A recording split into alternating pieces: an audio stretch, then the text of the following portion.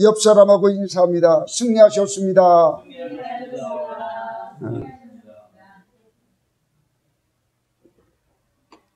우리가 지금 성령의 나타남에 대해서 말씀을 증거하고 있는데 많은 교회들이 지금 성령에 대해서 관심을 갖기 시작했어요. 물론 시작하신 분은 물론 우리나라는 1907년 장대현 교회에서 시작이 있었습니다마는 이 오늘날 또다시 성령의 바람을 일으키는 교회가 있어요. 그 교회 우리는 잘 아셔야겠어요.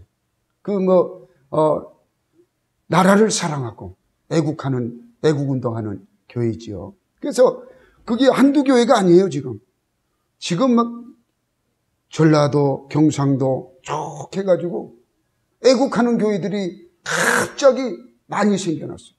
물론 그 핵심에는 그 사랑제일교회라고 전광훈 목사님이 그 안에 계십니다. 계시고 그분은 감옥도 3번씩이나 다녀왔어요. 저는 그분이 성령 사역하시는 분이라 확신하는 것은 광화문 운동할 때 보니까 그 많은 사람이 모임도 그건 뭐 사람의 힘으로 그렇게 모이라고 할 수가 없어요.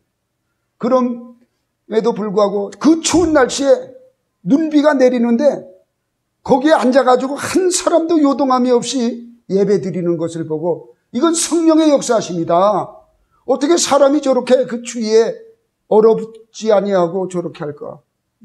참 그거 보고 놀랐어요. 그 성령의 운동이 지금 전국 삼천리 방방곡곡으로 퍼지고 있다는 것을 믿으시기 바랍니다. 그래서 어떤 분이 제가 이제 이 말씀을 증거하니까는 댓글이 올라왔어요. 목사님도 애국하는 교회입니까? 이러는 거예요. 애국 안 하는 교회가 어디 있습니까? 세상에. 애국 안 하는 교회, 여러분, 이건 큰 문제 있는 것이에요. 공산주의 돼가지고는 교회가 유지하지 못합니다. 다 무너집니다. 다 무너져요. 북한에 교회가 딱 2개 있대요. 하나는 강반석, 김일성 어머니 기념하는 봉수대 교회인가 뭔가 하나 하고 또 평양 시내에 있는 교회 하나 하고 딱 2개밖에 없다는 거예요. 그러니까 자기 엄마가 그렇게 권사로서 예수를 잘 믿었음에도 불구하고 김일성이는 교회를 그냥 전부 회파시켜버렸어요. 자기 외삼촌이 목사였어요. 자기 외삼촌 앞세워가지고 교회를 전부 무너뜨렸어요. 전부 싹 무너뜨렸어요. 이렇게 공산주의는 이 주체사상은 이렇게 교회와는 완전히 적이에요. 적. 우린 그것을 알아야 합니다. 그래서 성령의 운동을 우리가 버리면은 지혜의 영이 우리에게 임하기 때문에 그 지혜가 깨닫게 해줘요. 이건 해서는 안 된다. 이 일은 꼭 네가 해야 한다. 이것을 가르쳐 주세요. 복음 사역의 불멸의 존재.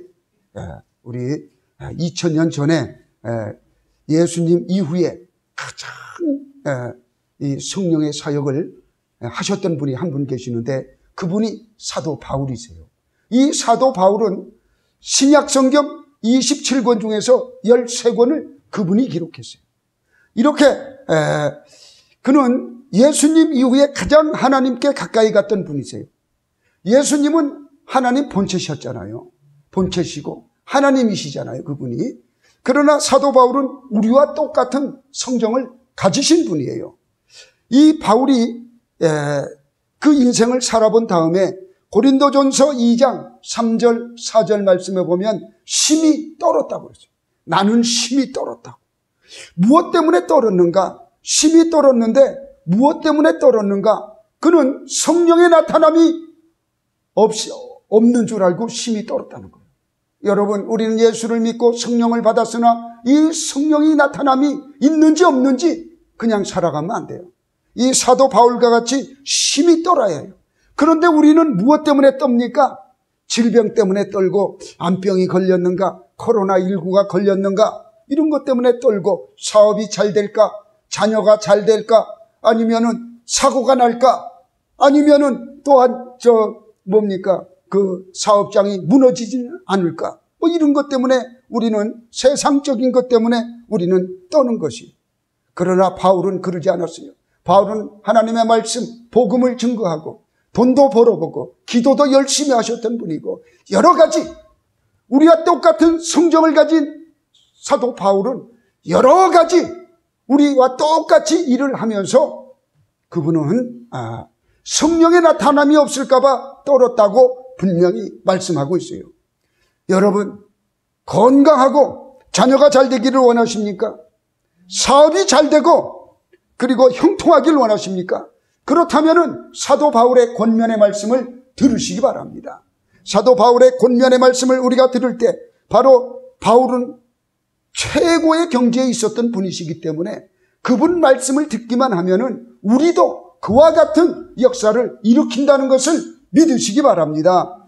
성령은 누구에게 나타나는가? 그러면 아무에게 나타나는 게 아니에요. 성령 받은 자. 그럼 성령 받은 자는 바로 장로교식으로 얘기한다면 뭐냐? 예수 믿은 자. 예수 믿은 자는 주를 우리가 구주로 시인했기 때문에 성령을 받은 자예요. 성령을 받은 자, 예수를 믿는 자, 그리고 성령 세례를 받은 자.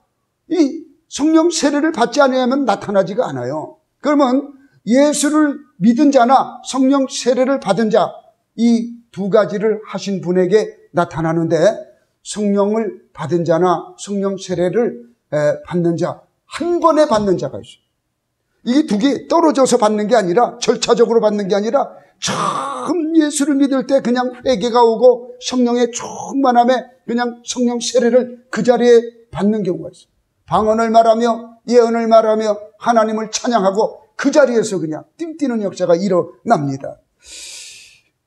예수님은 누구신가 우리는 너무나 잘 알아요. 예수님은 창조주세요. 창조주. 이 창조주시고 이 창조주 예수님과 함께 했던 제자들도 성령을 받지 못했어요. 3년 반 동안 함께 있었으나 예수는 믿었지만 성령 세례는 받지 못했어요. 예수님을 믿었지요. 예수님이 부활하신 후에 40일 동안 있을 때에 40일 동안 있을 동안에도 보충 수업을 받았지요. 그때도 그들은 성령 세례를 받지 못했어요. 답답한 예수님께서 이제 올라가시면서 감람산에서 올라가시면서 이 제자들에게 부탁의 말씀을 드립니다. 너희는 예루살렘을 떠나지 말고 아버지께서 주신다 하는 그것을 받을 때까지 떠나지 말라. 너희들은 요한은 물로 세례를 베풀었지만은 너희들은 몇 날이 못되어 성령으로 세례를 받으리라 이렇게 말씀하셨어요. 사도행전 1장 4절 5절의 말씀이지요.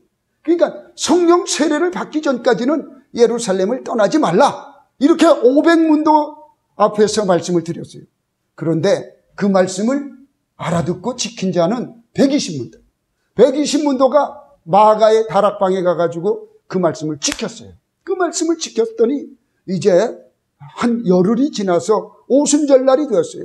오순절날 마가의 다락방에서 불의 혀 같은 것이 각 사람 머리 위에 떨어졌는데 그들이 방언으로 이야기하는 것이 로마의 말로 이야기하고 마게도니아의 말로 하고 헬라의 말로 하고 저 아프리카의 말로 하고 이디오파의 말로 하고 이렇게 각 지방의 말로 그냥 방언으로 이렇게 하게 되었어요.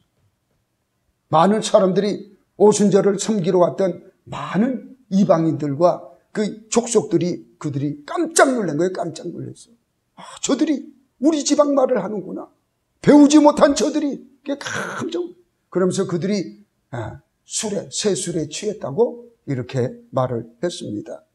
여러분, 우리는 이렇게 성령을 받아야만 하나님의 일을 할 수 있고 능력 있는 삶을 살아갈 수가 있어요. 우리는 이 성령 세례와 성령 받은 것에 대해서 확실히 구분할 줄 알아요. 예수를 믿은 그 자체는 성령을 받은 거예요.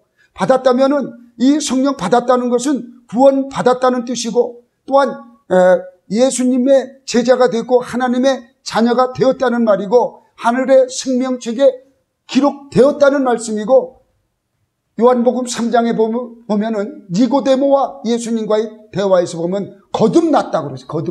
거듭남이 없으면 하늘나라에 들어갈 수 없다고 그랬어요. 바로 예수를 믿으면 거듭나게 되는 것이에요. 이렇게 예수를 영접하게 되고 성령이 우리에게 임하는 이것을 우리는 성령 세례 받았다고 이야기하지 않아요. 성령 세례는 그럼 뭐냐? 바로 이걸 우리가 예수를 믿어도 환난이 오거나 고난이 오거나 핍박이 오면 우리의 믿음이 왔다 갔다 해요. 예수님이 잡혀가니까 어떻게 됐어요? 다 도망갔잖아요. 똑같아요. 우리도 왔다 갔다 해요. 우리 심령이 약하기 때문에 코로나 앞에서도 꼼짝 못하잖아요. 우리가 나오지 말라면 못 나오게 되는 이런 연약한 믿음 아니겠어요? 할 수 없어요. 우리는 그만큼 성령의 충만함이 성령 세례를 받지 못했기 때문에 연약할 수밖에 없어요. 그러나 이 믿음의 확신 갖게 하기 위해서는 성령 세례를 받아야 한다는 거죠.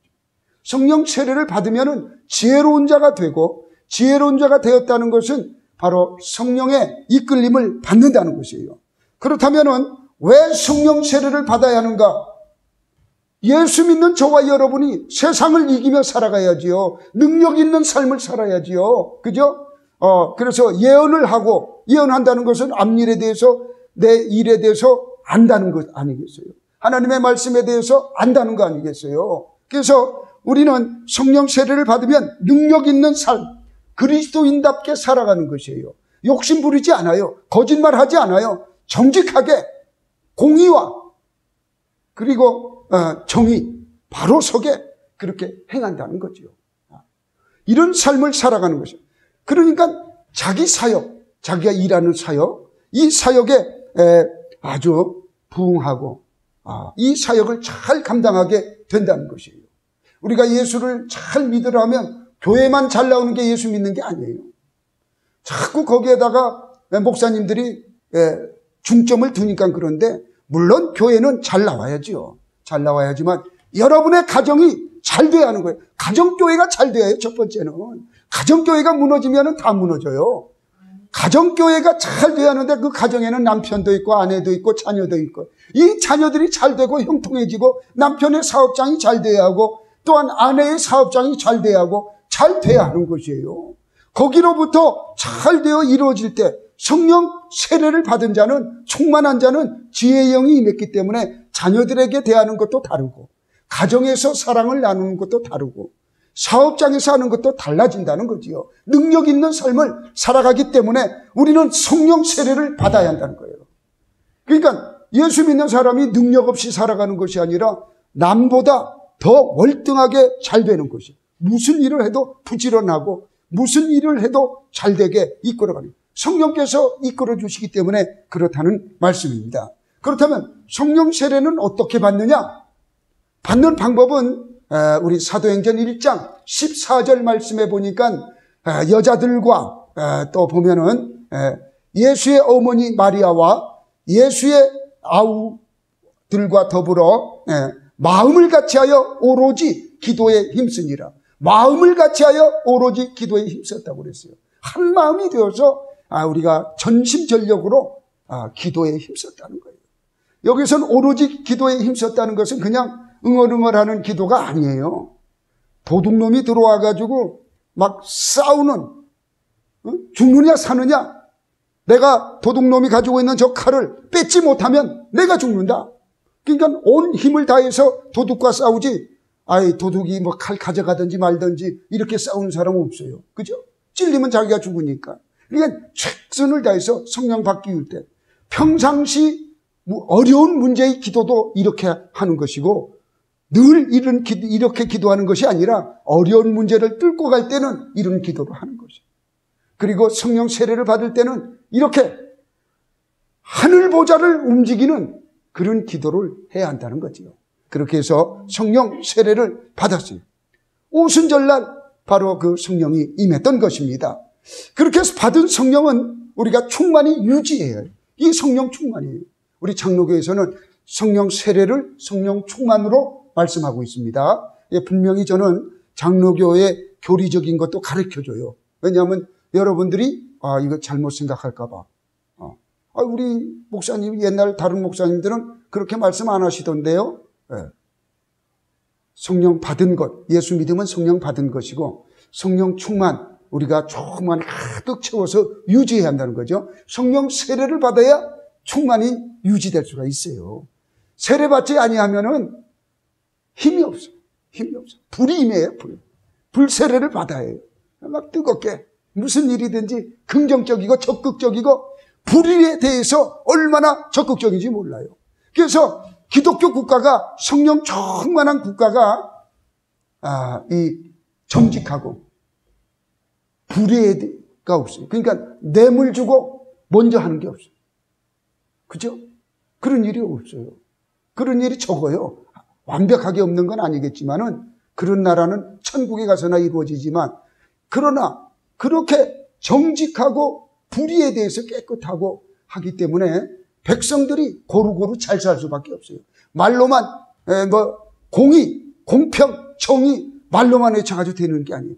예수만 잘 믿으면 저절로 공의가 이루어지고 공평이 이루어져요. 저절로 이루어져요.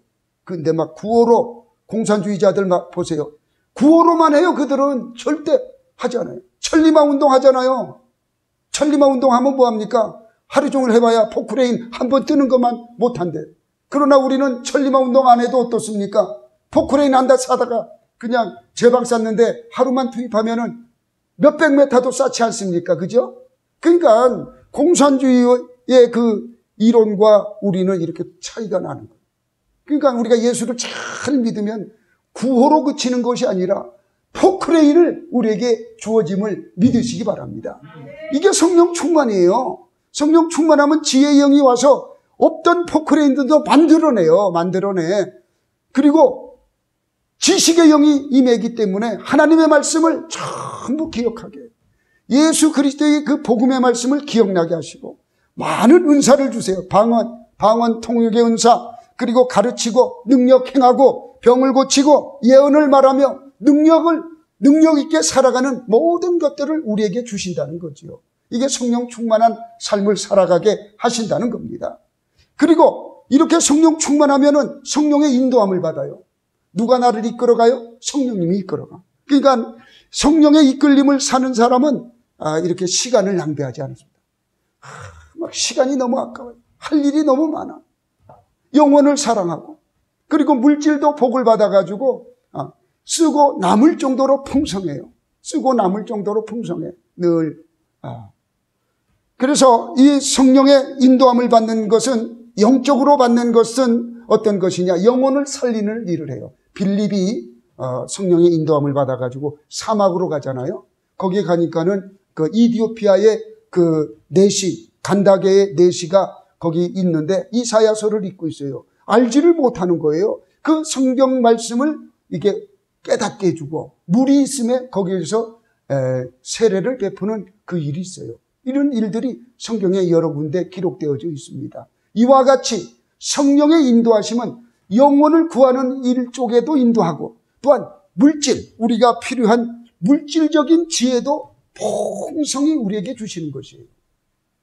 우리나라가 성령운동이 1907년에 이르렀을 때에 각 교회가 무엇을 했느냐? 항일운동을 했어요. 일본에서 그래서 교회를 폐쇄하기 위해서 얼마나 우리를 억압했는지 몰라요. 그때에 전국의 교인이 그리스도인이 몇 명이었느냐? 2%밖에 안 됐어요. 바닷물이 2.5%랍니다. 소금물이. 2.5%의 소금이 바닷물을 짜게 한 것과 같이 그때 당시에 기독인들이 2%밖에 안 됐지만은 그 2%의 그 신앙인들이 이 나라의 항일운동, 독립을 위해서 그렇게 운동을 했어요. 그래서 독립운동가 33인 중에 절반이 기독인이에요. 절반이 기독인. 감리교 그리고 장로교 두 교단에서 앞장서서 그렇게 했던 것이에요. 얼마나 이 성령을 받으면은 이렇게 좋은 것인지 여러분들은 아셔야 합니다. 이렇게 하다 보면은 성령의 열매가 저절로 맺혀요. 막 정직하게 행하고 막 부지런히 행하고 그러면 내 안에 언제 막 사랑의 열매가 맺혀져 있고, 그죠? 그리고 막 항상 기뻐요. 기쁨의 열매가 맺혀져 있고, 그리고 화평해요. 내가 가면 싸우는 곳이 평화를 이루고, 가정에 어느 가정이든지 가면 내가 가면은 싸움을 말리게 되고 이 화평을 이루고 그리고 오래 참는 역사가 일어나며 자비, 양선, 충성, 온유, 절제 이런 열매들이 저절로 맺혀요. 저절로. 나는 절제의 열매를 맺혀야지 이렇게 해가지고 맺히는 게 아니에요. 성령 충만하면서 우리가 예수 그리스도의 그 말씀 따라 살아가기만 하면 저절로 그 열매가 맺혀지는 것이에요. 그러니까 우리 삶 가운데서 좋은 일만 일어난다는 거예요. 할렐루야. 그 성령 충만을 안이 받으면 안 돼요. 우리는 예수 믿는 저와 여러분은. 그래서 이 성령의 나타남은 성령을 받아야 하고 성령 세례를 받은 자만이 나타난다는 겁니다. 성령은 진리를 위하여 목숨을 거는 자에게 강하게 나타나 주십니다. 그래서 오늘은 이제 우리가 첫 번에 성령의 나타남에 대해서 말씀을 드렸고 바울의 영적 주소에 대해서 말씀을 드렸어요. 안디옥까지 가는 역사, 길리기아 다소에서 출생을 하고 그리고 그 예수 믿는 사람을 잡으러 다메섹으로 갔다고 했어요. 그리고 다메섹에 가다가 예수님을 영접하고 그리고 다메섹 직가에서 성령 세례를 받았다고 했어요. 그리고 그는 성령의 이끌림으로 아라비아에 가가지고 로마서를 쓰는 바로 이신득위의 하나님의 설계도를 보게 되었다고 그랬어요. 성경을 거기에서 이제 보게 되는 거죠. 하늘의 그 식양을. 이렇게 해서 이 사도 바울은 이제 안디옥으로 가게 돼요. 물론 집에 갔다가 다시 안디옥으로 왔지만은 이 안디옥에서 많은 성도가 부흥하고 안디옥에서 세계 선교의 전초 기지가 돼요. 그래서 안디옥 교회 하면은 선교하는 교회예요. 우리나라도 전주 안디옥 교회 엄청 유명합니다. 그 교회는 헌금을 모아가지고 자기들이 쓰지 않아요. 세계 선교를 위해서 사용해요. 아주 훌륭한 교회예요. 춘천 안디옥 교회도 마찬가지예요. 그 영향을 받아가지고 많은 요 앞에 있는 안디옥 교회는 어떤지 모르겠습니다만은 세계 열방을 향해서 이렇게 안디옥 교회 그 사도 바울의 영성이 흐르기 때문에 그렇게 하는 것이. 그리고 지난 시간에는 우리가 쪼개진 반석에 대해서 말씀을 드렸어요. 이스라엘 백성들이 출애굽해서 이제 나올 때 물이 없어서 르비딤에서 물이 없을 때 아우성 칠 때에 모세가 하나님께서 반석을 치라 해서 쳤을 때에 거기에서 많은 물이 쏟아져 그 물을 마셨다고 그랬어요. 이 반석은 고린도전서 10장 4절의 말씀에 보니까 그것이 바로 뭐냐 하니까 예수 그리스도라고 말씀하고 있어요. 바로 이렇게 예수 그리스도라고 우리가 말씀을 받았어요. 그렇다면은 우리 심령도 하나님을 거역하는 심령이 누구나 있어요. 말씀이 들어오질 않습니다. 이 반석이 깨어져야 해요. 하나님을 대적하는 견관진치.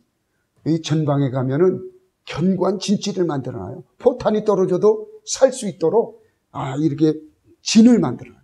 우리 마음속에는 예수 그리스도를 하나님의 말씀을 대적하는 견관진치가 있어요. 이것은 누가 만들어놨느냐? 악한 원수마귀가 만들어 놓은 거죠.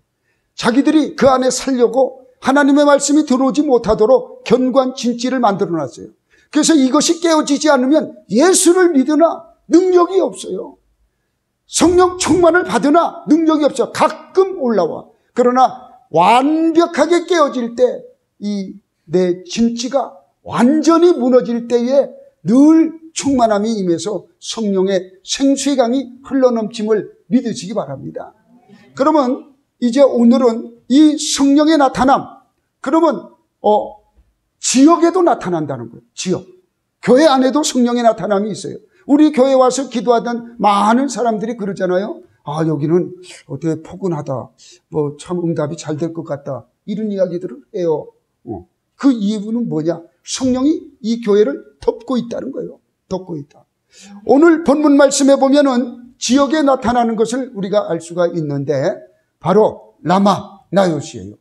라마 나요스의 이 이야기는 이렇습니다. 사울이 이 다윗을 죽이려고 그래요. 왜 죽이려고 그러느냐? 이 블레셋과의 전쟁에서 다윗이 이제 적장을 죽이게 돼요. 그래가지고 이제 그 전쟁에서 승리하게 됩니다. 골리앗이라는 적장을 죽여서 큰 승리를 하고 돌아오는데 여인들이 그냥 환영회를 해줘요. 그냥 꽃다발을 막 흔들고 박수 치면서. 근데 거기에 말을 잘못하게 돼요. 사울이 왕이잖아요. 다윗은 뭐 장군도 아니고 단지 그때 싸우러 나가가지고 골리앗을 죽인 것밖에 없는데 사울이 죽인 건 천천이라는 거예요. 다윗이 죽인 자는 만만이라는 거예요. 여기에서 그냥 시기 질투심이 그냥 사울 왕에게 팍 들어간 거예요. 여러분, 그런 경우 여러분에도 있어요. 절대로 시기하고 질투하지 마시기 바랍니다. 그게 마귀가 그러는 거예요. 그걸 아주 기쁘게 받으면, 맞아, 나는 왕이니까 다윗은 내 아래에 있는 자 아니에요? 내 아래에 있는 자가 만만이면은 어때요? 나는 천천이지만은 만만을 다스리는, 거느리는 천천이란 말이에요. 그죠? 이렇게 생각을 해야 하는데, 까꿀로 네가 얻을 것은 나라밖에 없지 않느냐? 이래서 이제 그 다윗을 죽이려고 할 때에 도망간 곳이 어디냐?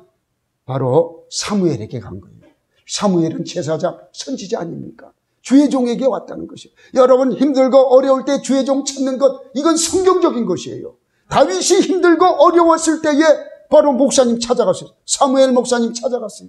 사무엘 목사님이 심호하는 그 교회로 찾아갔어요. 그 교회 이름이 어디냐? 삼전동 행복한 교회. 여기에 보니까 뭐라고 나왔느냐? 여기에는 라마에 있는 나요시라는 거예요. 그 얘기나 똑같은 거예요, 여러분. 얼마나 감사한 일입니까? 그죠? 그래서 그곳에 가가지고 있는데 어떤 사람이 보니까 다윗이 거기에 있어요. 그래서 사울에게 고자질합니다. 왕이여, 내가 보니까 다윗이 그 사무엘하고 같이 있습니다. 라마나요스에 있어요. 그래? 그럼 잡아와라. 군대를 보냈어요. 군대를 보냈더니 이 군대가 거기 가가지고 이렇게 보니까 거기 있긴 있는데 여호와의 영, 성령이 그들에게도 임하니까 잡으러 왔던 사람이 하나님을 찬양하고 하나님의 말씀을 예언했다고 그랬으니까 하나님의 말씀을 막 증거하는 거야. 막 할렐루야 하면서 하나님 찬양합니다. 이러니까 이 잡으러 왔던 사람이 내가 여기 왜 왔지? 이걸 잊어버린 거예요. 내가 왜 왔긴? 하나님 찬양하러 왔지. 그죠? 그냥 하나. 그러니까 1차 갔던 사람이 실패해서 두 번째 또 보냈어요. 두 번째 갔던 사람도 마찬가지네. 마찬가지. 가서 그 라마나요스에 가서 거기서 가까이 가니까는 또 성령이 임해가지고 얼마나 강했으면 그 성령이 그 군사들에게 임해가지고 군사들이 자기가 온 목적을 다 잃어버리고 거기에서 똑같이 그 세 번째 온 사람도 똑같은 거예요. 여러분, 군사를 보낼 때 처음에는 그래도 이게 그냥 일반 군인을 보내지만은 그 다음에 보낼 때는 1차보다 2차가 더 강한 사람 보내잖아요. 세 번째는 어때요? 경호원을 보냈을 거 아니겠어요? 아주 강력한, 우리나라 말로 말하면 공수부대, 그죠? 이런 자들을 보냈을 거 아니겠어요? 그죠? 강한 자들을 보냈을 텐데 그들도 마찬가지예요. 그러니까 사울이 아이고, 야들 믿었다가는 안 되겠다. 내가 가야겠다.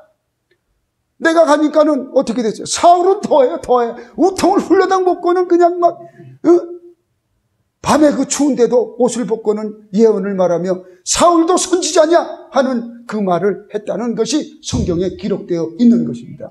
여러분, 이렇게 지역의 역사는 영이 있어요. 우리 교회도 마찬가지예요. 우리 교회 안에 들어오면 이 교회 와서 잠을 자도 상관없어요. 이 교회에 들어오면 포근함이 있어요. 어떤 사람은 아이고 겨울에는 불도 안 틀어줘서 춥네. 이건 육신적인 이야기고 영적으로 이곳에 와서 잠만 자도 내 영혼이 영화롭게 되는 것이에요.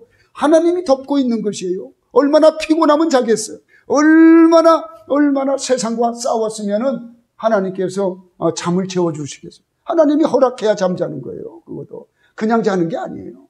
물론 육신적 피곤함도 있지만은 그것보다는 교회로 달려 나왔다는 것을 하나님은 기쁘게 받으시는 거예요. 아이고 왜 와서 교회에서 졸아 이런 얘기 할 필요 없어요.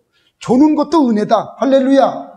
라마나요시에요. 라마나요. 이곳에 들어오는 모든 영혼들을 우리 주님이 사랑하신다는 것을 믿으시기 바랍니다. 열왕기하 5장 1절서 19절에 보면은 어떤 말씀이 나와 있느냐면 나아만 장군, 아람 군대 군대 장관 나아만 장군이라는 분이 있어요. 이 아람 군대는 얼마나 강력한지 이스라엘을 늘 괴롭혔어요. 그래서 이 아람 군대 장관 나아만이 문둥병이 걸렸어요. 근데 마침 그 문둥병 걸린 것을 그 소년이 알아버렸어요. 그 소년은 이스라엘에서 잡아온 소년이에요.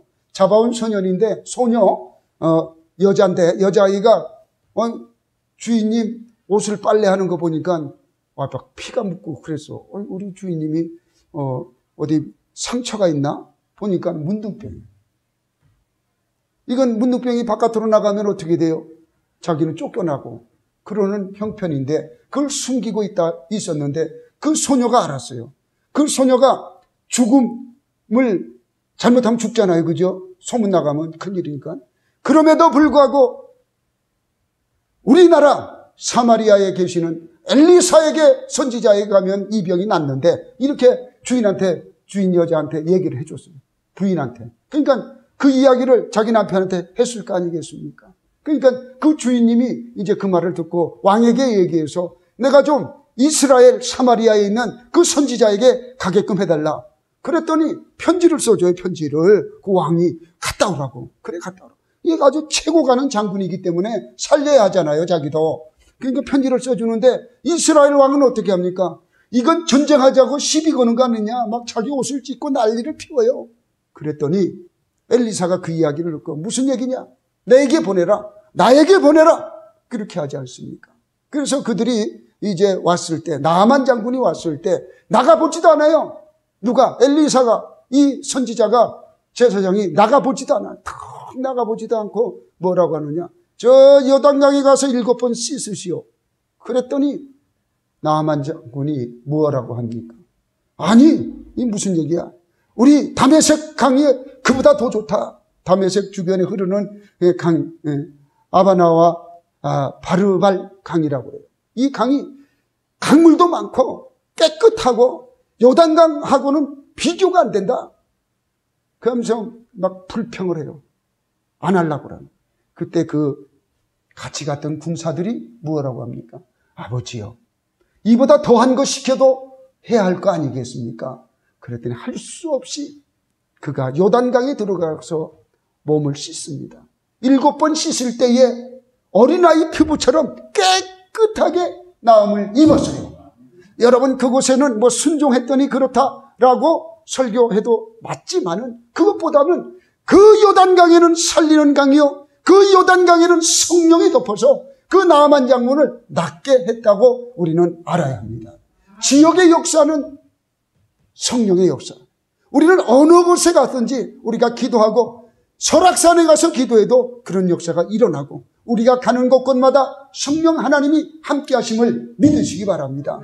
그래서 지역의 역사하는 것. 그렇다면 무엇부터 우리가 회복해야 해요? 우리 집. 가장 먼저 우리 집부터 회복해요. 그래서 여러분 집에 가서 보혈의 피를 자꾸 바르세요. 예수의 피, 예수의 피.